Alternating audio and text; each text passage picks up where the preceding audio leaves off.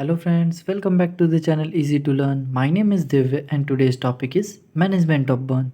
Now, Management of Burn को समझने से पहले मैंने बर्न पे एक शॉर्ट डिस्क्रिप्शन वीडियो बनाया हुआ है जहाँ मैंने क्या क्या कवर किया है, बर्न के क्या टाइप होते हैं, क्या कॉजेज़ होते हैं, क्या क्लिनिकल फीचर वो प्रेजेंट करेगा और क्या प्रिकॉशन लेकर के हम एक पर्सन को बर्न से प्रिवेंट करते हैं.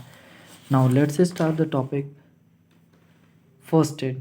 First management is first aid. Cold bath कराते हैं पेशेंट को. क्या करता है कोल्ड बाथ? उसके मास्ट सेल को स्टेबलाइज करेगा, जिसकी वजह से क्या होगा, उसके रिलीज ऑफ हिस्टामिन डिक्रीज हो जाएंगे और अल्टीमेटली इडमा रिड्यूस हो जाएगी.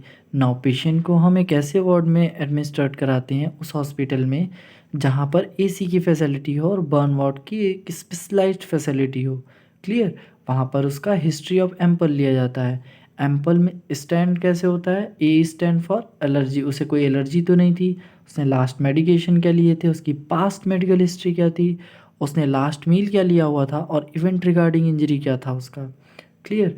नाउ हम उसका assessment of depth of burn देखते हैं कि उसमें डेप्थ ऑफ बर्न कितना था. वो पार्शियल थिकनेस था, केवल एपिडर्मिस इन्वॉल्व था, या फिर सुपरफिशियल लेयर, या फिर एंटायर डेप्थ ऑफ डर्मिस और एपिडर्मिस इन्वॉल्व था.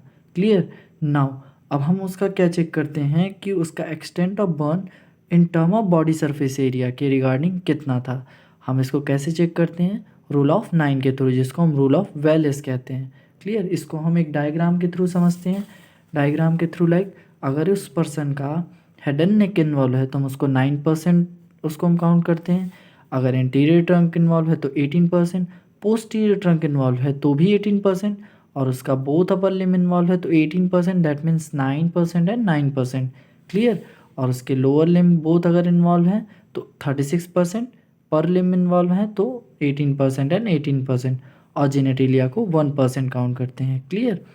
सो नेक्स्ट इज व्हाट, जब आपने एक्सटेंट ऑफ बर्न को काउंट कर लिया तो अब हम उसकी क्या करेंगे, टेम्परेचर, रेस्पिरेशन, उसके ब्लड प्रेशर को रेगुलरली मॉनिटर करेंगे कि ये कैसे अल्टर हो रहे हैं, क्लियर हैं या नहीं है, कितने फ्लक्चुएट हो रहे हैं. नाउ एक फॉलिक कैथेटर इंट्रोड्यूस कराते हैं, साथ में एक रिले ट्यूब इंट्रोड्यूस कराते हैं सीवियर कंडीशन में. क्लियर. नाउ जैसा हमने बर्न में पढ़ा हुआ था कि बर्न में जो पेशेंट होता है उसमें सीवियर फ्लूइड वॉल्यूम के डिक्रीमेंट आते हैं, बहुत ज़्यादा डेंजरसली फ्लूइड वॉल्यूम डिक्रीज़ होती है. तो हमें सबसे ज़्यादा फोकस कहाँ करना है? उसके फ्लूइड वॉल्यूम पे. फ्लूइड वॉल्यूम को हम कैसे मेंटेन कर सकते हैं? दो फार्मूला के थ्रू. एक म्योर एंड बार्कले फार्मूला, एक Parkland formula. Muir and Barclay formula stands for, जिसमें हम वो क्या फार्मूला लगाते हैं कि उसका वन रेशियन जो होगा वो percentage of burn into body weight KG में अपॉन 2, इससे हम निकालते हैं. सो ये कैसे करते हैं आइए देखते हैं. ये रहा हमारा म्यूर एंड बार्कले का फॉर्मूला. तो अब हम इसको कैसे मेजर करेंगे? अगर मान लीजिए कोई पर्सन 40% बर्न का पेशेंट आया हुआ है और उसका बॉडी वेट है 60 kg, तो हम इसका म्यूर एंड बार्कले फॉर्मूला के थ्रू इसका कितना आएगा, वन रेशियन इसका आएगा 1200. क्लियर. अब हमें म्यूर एंड बार्कले फार्मूला में उसे कैसे एडमिनिस्ट्रेट कराना है? इस रेशियन के थ्रू हम क्या कराएंगे, फर्स्ट आवर में जैसे ही पेशेंट आएगा तो उसका थ्री रेशियन दैट मीन्स 3600 हम पेशेंट के आने पे ही हम उसे ml पे चढ़ाएंगे, फ्लूइड इंट्रोड्यूस कराएंगे, और अगर वो 60 kg का है और 40% बर्न हुआ है. Clear.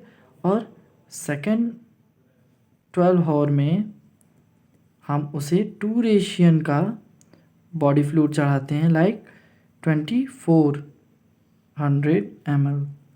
Okay. And next 12 hour में हम क्या करते हैं, 1 रेशियन का बॉडी फ्लूइड चढ़ाते हैं, दैट मीन्स 1200 ml.